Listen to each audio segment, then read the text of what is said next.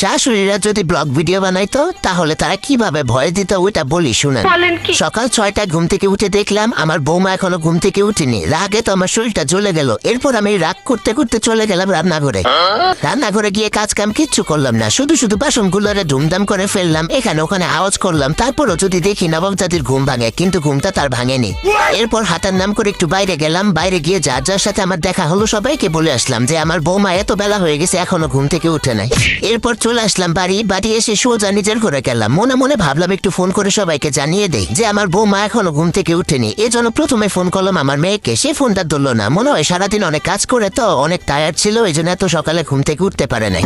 এরপর এক এক করে সবাইকে ফোন দিলাম, মাকে ফোন দিলাম, বোনকে ফোন দিলাম, আত্মীয় স্বজন যারা আছে সবাইকে ফোন দিলাম। ফোন দিয়ে সবাইকে এই সুযোগে জানিয়ে দিলাম যে আমার বৌমা এতটা বাজে এখনো ঘুম থেকে উঠে নাই। শ্বশুর শাশুড়ির প্রতি তার যে দায়িত্ব নাই এগুলো বলে দিলাম। এরপর আমি আর কি করব, টিভিটা চালিয়ে একটু টিভি দেখতে বসলাম।